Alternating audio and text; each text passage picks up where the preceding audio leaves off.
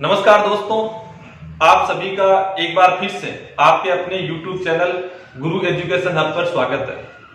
पिछले वीडियो में हमने पुरातात्विक स्रोतों की बात की थी और उसमें विशेषतः अभिलेखों पर चर्चा की। आज हम उस टॉपिक को आगे बढ़ाते हैं। जो दूसरा महत्वपूर्ण अभिलेख है वो है बसंतगढ़ शिलालेख।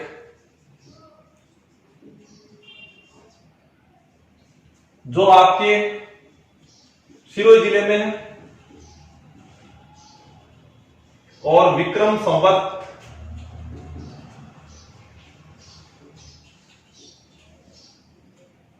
682 का है।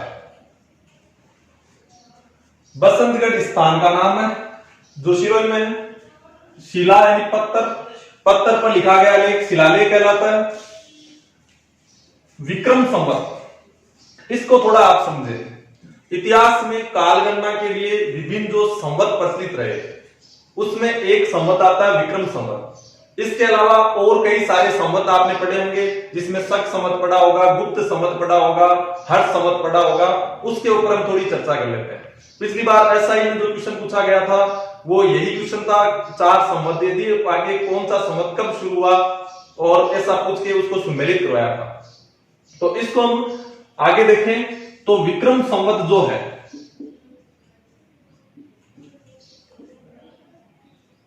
इसको हम मालव संवत और कृत संवत के नाम से भी जानते हैं। विक्रम संवत, मालव संवत या कृत संवत, इसको शुरू किया गया था 57 ईसा पूर्व में। इसको शुरू करने वाले शासक थे उज्जैन के शासक विक्रमादित्य।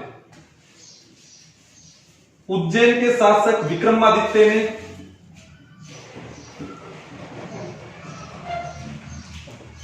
शकों के ऊपर विजय प्राप्त की थी और इस विजय के उपलक्ष्य से इन्होंने विक्रम संवत शुरू किया। अगर हम इस विक्रम संवत की बात करें तो इसकी जानकारी हमें मेरुतुंग की थेरावली, मेरुतुंग की थेरावली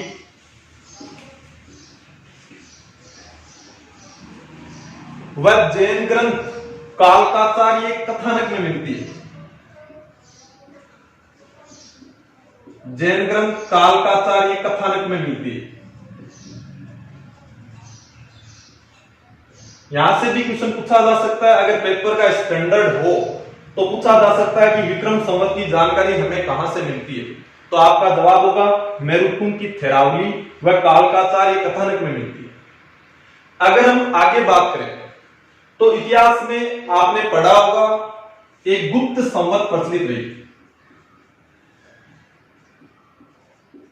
गुप्त संवत का प्रचलन 319 एडी में किया गया। गुप्त संवत शुरू किया था गुप्त शासक चंद्रगुप्त प्रथम ने। यह जो गुप्त संवत है इसका प्रयोग वल्लभी के मैत्रक शासकों ने भी किया। ध्यान देना, वल्लभी में एक राजवंश ने शासन किया था, वो था मैत्रक वंश, जिसकी स्थापना की थी भट्टार्क ने। भट्टार्क ने वल्लभी के मैत्रक वंश की स्थापना की थी। वल्लभी आपके गुजरात राज्य में है, जो प्राचीन काल में शिक्षा का भी एक केंद्र रहा है। वल्लभी के मैत्रक वंशीय शासकों द्वारा प्रयोग में लिए जाने के कारण गुप्त संवत को हम वल्लभी संवत भी कहते हैं। एक बार पीजीटी परीक्षा में पूछा गया था गुप्त संवत निम्नलिखित में से किस संवत के समान है। तो ध्यान रखना, ऑप्शन में दे दिया वल्लभी संवत, मालव संवत, कृत संवत। तो आप ध्यान रखिएगा गुप्त संवत को हम क्या कहते हैं, वल्लभी संवत भी कहते हैं। अगर हम आगे बात करें तो गुप्त संवत का सर्वप्रथम उल्लेख मिलता है मथुरा अभिलेख में। मथुरा अभिलेख जो चंद्रगुप्त द्वितीय का है, ध्यान रखिएगा, गुप्त संवत शुरू करने वाला चंद्रगुप्त प्रथम था, लेकिन गुप्त संवत की सर्वप्रथम जानकारी मथुरा अभिलेख में मिलती है। मथुरा अभिलेख में गुप्त संवत लिखा गया है 61 गुप्त संवत, जो चंद्रगुप्त द्वितीय का अभिलेख है। तो गुप्त संवत के बारे में जो क्वेश्चन पूछे जा सकते हैं उसको मैं एक बार फिर से आपके सामने प्रस्तुत कर रहा हूं, तो आप ध्यान से सुने। पहला, गुप्त संवत कब शुरू किया गया? 319 एडी में या ईस्वी सन में। गुप्त संवत किस गुप्त शासक ने शुरू किया था?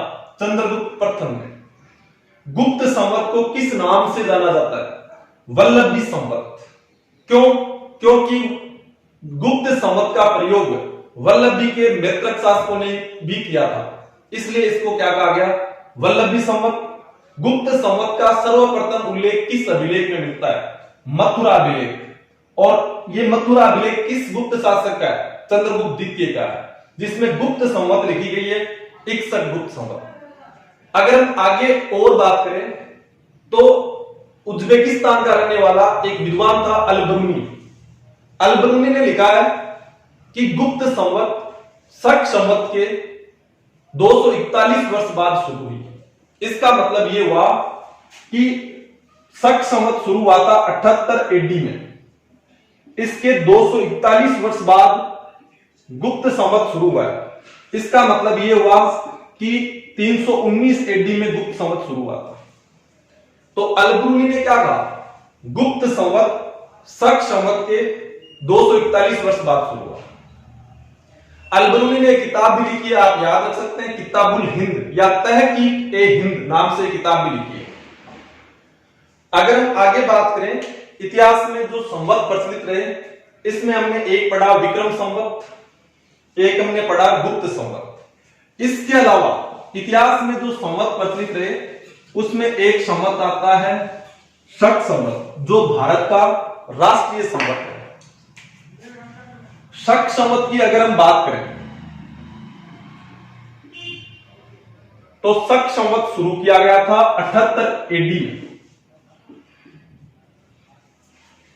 शक संवत को शुरू करने वाला शासक था कुषाण शासक कनिष्क। कुषाण शासक कनिष्क ने इस संवत को शुरू किया और इस संवत का प्रयोग काफी समय तक शक शासकों ने किया, इसलिए इसे शक संवत कहा जाता है, जो भारत का राष्ट्रीय संवत है। तो आपके विक्रम संवत शुरू किया गया 57 BC में, गुप्त संवत शुरू हुआ 319 एडी में, शक संवत शुरू हुआ 78 एडी में। इसके अलावा इतिहास में जो संवत प्रचलित रहे उसमें एक संवत आता है कलचुरी चेदी संवत। कलचुरी चेदी संवत, यह संवत शुरू किया गया था 248 एडी में।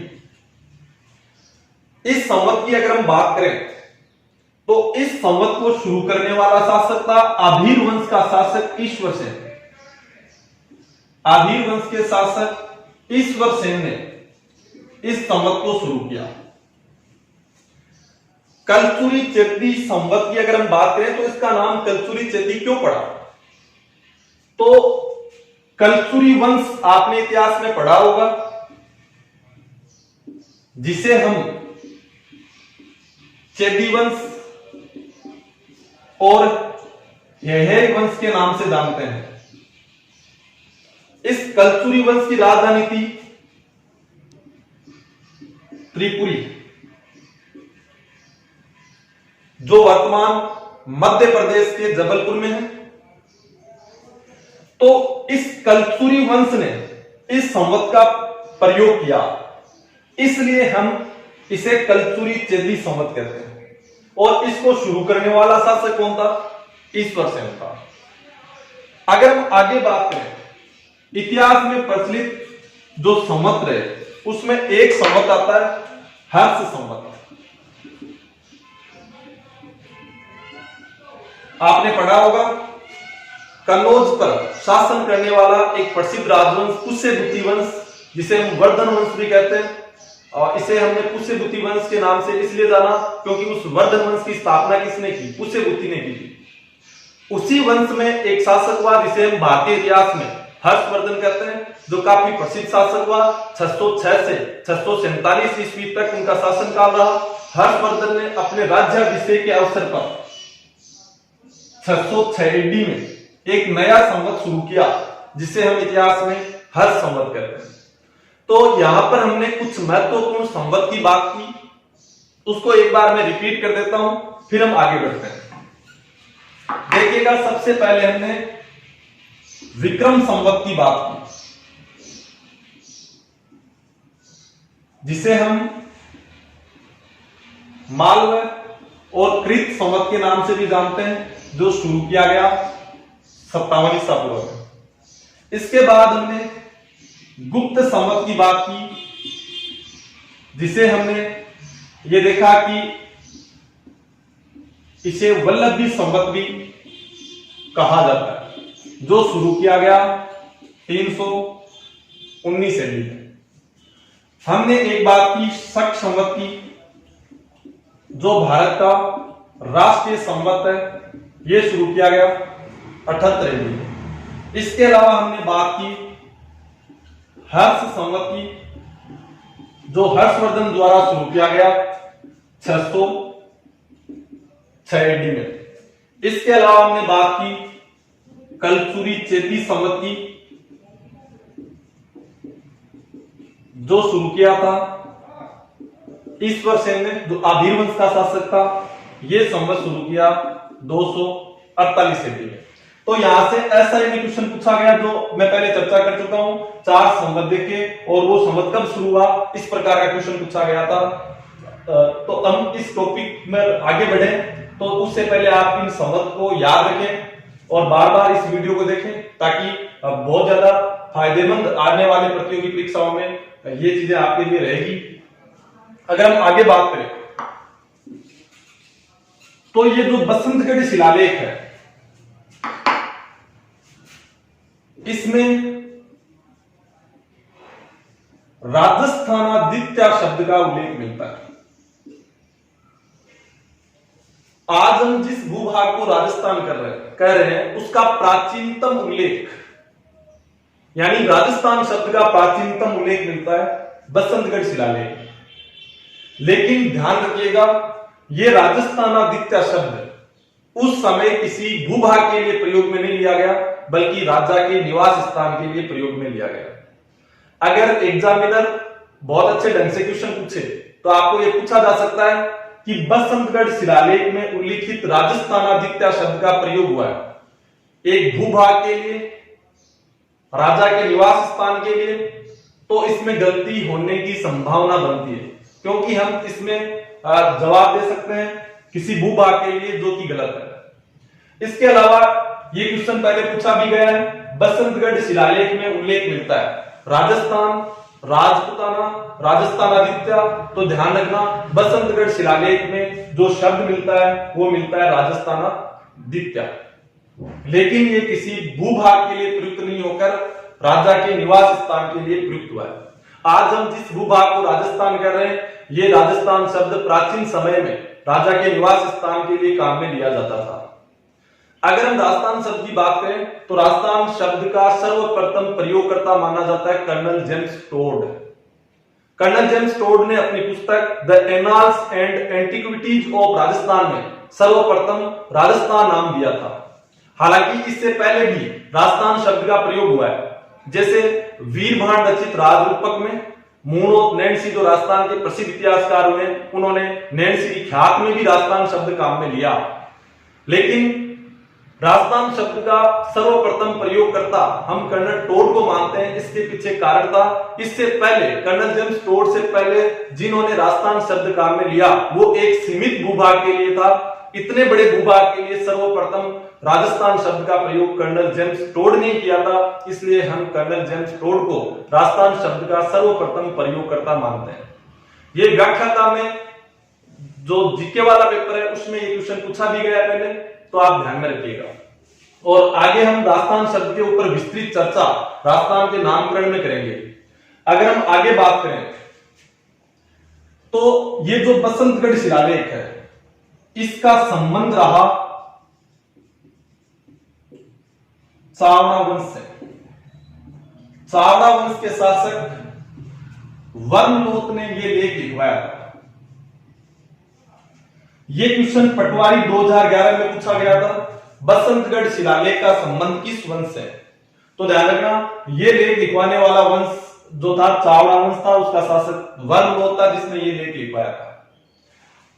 यहां से अगर हम आगे देखें तो एक बहुत अच्छा क्वेश्चन बन सकता है, काफी स्टैंडर्ड का क्वेश्चन बन सकता है। चावड़ा वंश का संबंध राजस्थान के किस क्षेत्र से रहा? तो हम इतिहास में मेवाड़, मारवाड़, राठौड़ राजवंश, कई सारे राजवंश पढ़ते हैं, लेकिन हम बहुत कम लोग ऐसे हैं जो इस चावड़ा वंश को पढ़ते हैं। तो ध्यान रखना, चावड़ा वंश का संबंध रहा भीनमाल से। भीनमाल स्थान है आपके जालोर में। इसके अलावा भीनमाल के संदर्भ में आप एक बात और याद रख सकते हैं, महाकवि माघ जिन्होंने शिशुपाल वधम की रचना की थी, महाकवि माघ की जन्मस्थली के रूप में भीनमाल प्रसिद्ध है। इसके अलावा एक गुप्तकालीन वैज्ञानिक हुए जिनका नाम था ब्रह्मगुप्त, जिन्हें हम भारत का न्यूटन कहते हैं। ब्रह्मगुप्त का संबंध भी भीनमाल से रहा। तो यहां से भीनमाल के संदर्भ में आप तीन बातें एक साथ याद रख सकते हैं। पहली बात, चावड़ा वंश का संबंध कहां से रहा? भीनमाल जालोर से। दूसरी बात, महाकवि माघ की जन्मस्थली के रूप में जाना जाता है तो भीनमाल जालोर। इसके अलावा एक क्वेश्चन हो सकता है, गुप्तकालीन वैज्ञानिक ब्रह्मगुप्त का संबंध किस क्षेत्र से रहा? तो भीनमाल जालोर से। भीनमाल जालोर के वो रहने वाले थे। इसके अलावा अगर हम बात करें तो बसंतगढ़ शिलालेख में मुख्यतः यही क्वेश्चन पूछे जा सकते हैं जिनको आप याद रख सकते हैं। आगे जो शिलालेख आ रहा है उसका क्वेश्चन पिछली बार राजस्थान पुलिस में पूछा गया है, तो देखिएगा इसको। अगला शिलालेख है अपराजित का शिलालेख।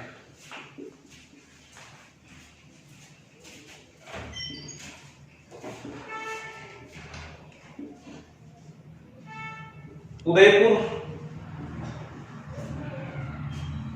ये जो लेख है ये 661 एडी का है। इस लेख को लिखवाने वाला यानी इसका रचयिता था दामोदर, जबकि इसका उत्कीर्णक यशो भट्ट था। पिछली बार राजस्थान पुलिस में पूछा गया अपराजित शिलालेख का रचयिता, तो ध्यान रखना इस शिलालेख की रचना किसने की थी? दामोदर ने की थी।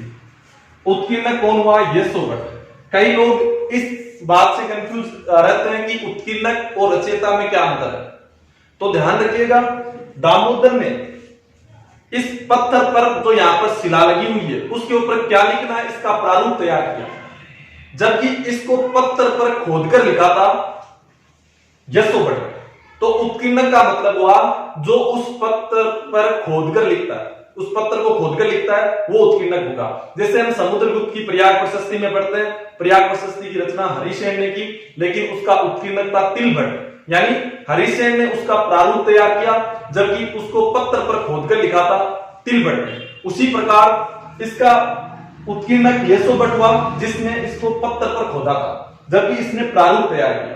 तो ध्यान रखें, अगर हम बात करें अपराजित के शिलालेख की तो इस शिलालेख में गुहिल शासक अपराजित की जानकारी मिलती है। तो यहां से जो महत्वपूर्ण क्वेश्चन बनता है वो इसके रचयिता का ही क्वेश्चन है जो राजस्थान पुलिस में पिछली बार पूछा गया है, याद रखिएगा। अगर हम आगे बात करें, अगले शिलालेख की बात करें तो एक शिलालेख आता है बिजोलिया।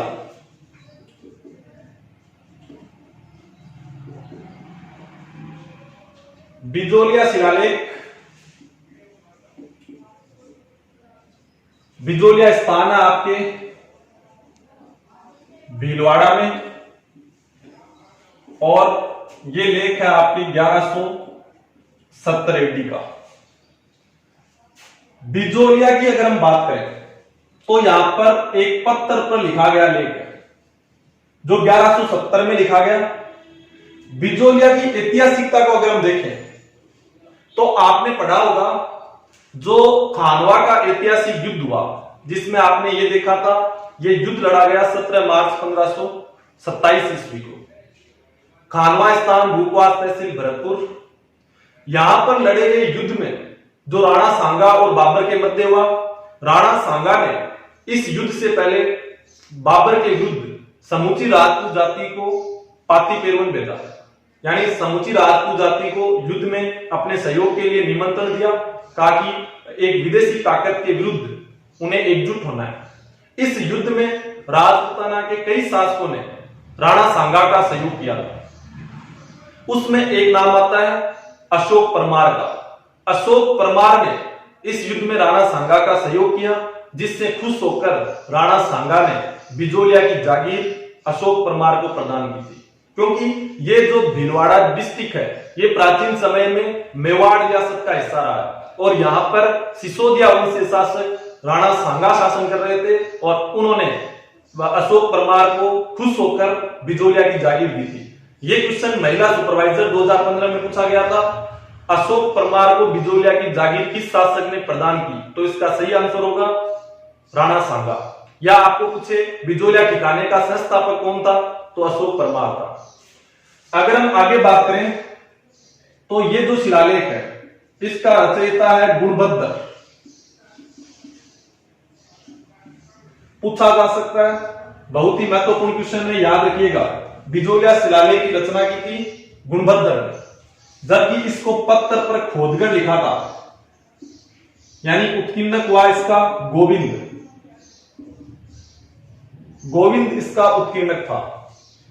यह जो शिलालेख है ये चौहान शासक सोमेश्वर चौहान के समय लिखा गया। यह क्वेश्चन हाल ही में आयोजित पीटीआई में पूछा गया था, बिजोलिया शिलालेख की रचना किस चौहान शासक के समय की गई? सोमेश्वर चौहान। ये इसलिए पूछा गया क्योंकि इस शिलालेख में मुख्यतः चौहानों का इतिहास मिलता है। अगर हम आगे बात करें तो इस शिलालेख से संबंधित दो महत्वपूर्ण क्वेश्चन जो बार बार परीक्षाओं में पूछे जाते हैं। इस शिलालेख में चौहानों की उत्पत्ति से संबंधित, यानी राजपूतों की उत्पत्ति से संबंधित एक सिद्धांत दिया गया है, वो यह है, इसमें लिखा हुआ है कि चौहान वत्स गोत्रीय ब्राह्मण है। चौहानों को वत्स गोत्र का ब्राह्मण बताया गया है। यह क्वेश्चन पिछली बार पटवारी प्रीलिम्स में पूछा गया था कि शिलालेख में चौहानों को वत्स गोत्रीय ब्राह्मण बताया गया है। तो इसका सही आंसर होगा बिजोलिया शिलालेख, यानी कि राजपूतों को ब्राह्मण वंशीय माना गया है और ब्राह्मणों में वत्स गोत्र का ब्राह्मण माना गया है। हालांकि और कई ऐसे स्रोत हैं जो राजपूतों को ब्राह्मण सिद्ध करते हैं, लेकिन उसमें एक नाम आया बिजोलिया शिलालेख का भी। अगर हम बात करें आगे तो इस शिलालेख में वर्तमान क्षेत्रों के प्राचीन नामों का भी उल्लेख है। वर्तमान क्षेत्र यानी नागौर का नाम आई-छतरपुर देखने को मिलता है, आपके जालोर का नाम जबालीपुर देखने को मिलता है। यह क्वेश्चन भी कई बार पूछा गया है, ध्यान रखना। आपको अगर ये पूछे वर्तमान क्षेत्रों के प्राचीन नामों का उल्लेख किस शिलालेख में मिलता है, तो बिजोलिया शिलालेख में। चौहानों को वत्स गोत्रीय ब्राह्मण की शिलालेख में कहा गया है, तो बिजोलिया शिलालेख में। इसके अलावा इस शिलालेख में यह लिखा हुआ है कि सांबर में चौहान वंश की स्थापना वासुदेव चौहान ने की थी और उन्होंने सांबर झील का निर्माण भी करवाया। तो इस तरीके से ये एक चौहानों की जानकारी का एक महत्वपूर्ण स्रोत भी है।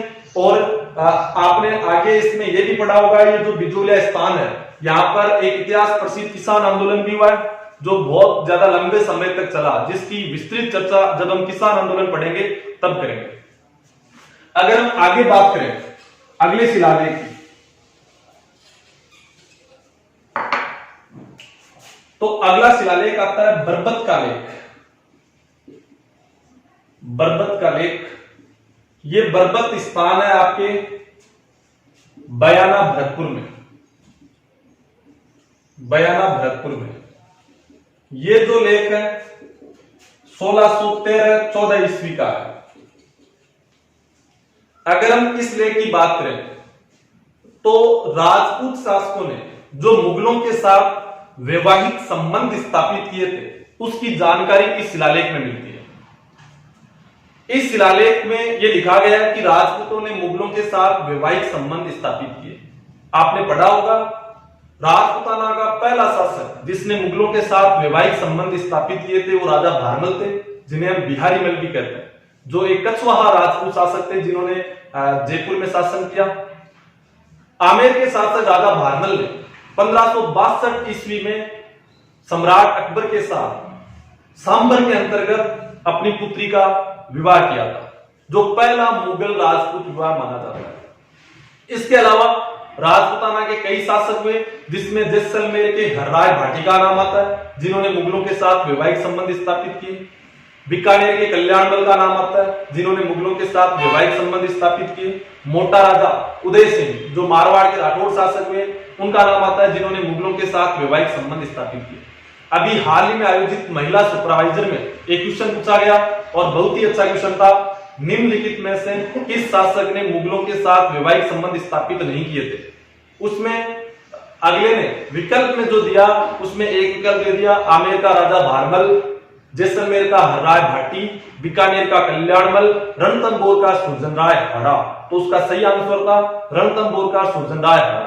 हम लोग ये तो पढ़ लेते हैं कि आमेर के राजा भारमल ने सर्वप्रथम वैवाहिक संबंध स्थापित किए, लेकिन उनके अलावा भी कई शासकों ने वैवाहिक संबंध स्थापित किए हैं, तो आप उनका नाम जरूर याद रखें। अगर हम आगे अगले लेख की बात करें तो अगला लेख आता है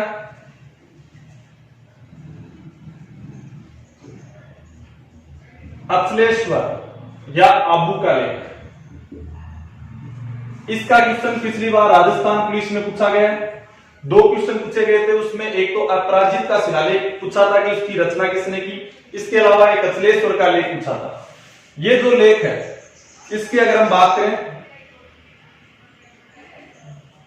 तो ये स्थान का है सिरोही में, और ये लेख लिखा गया था आपके 1285 एडी में। अचलेश्वर या आबू के लेख की बात करें तो इसका रचयिता था शुभचंद्र।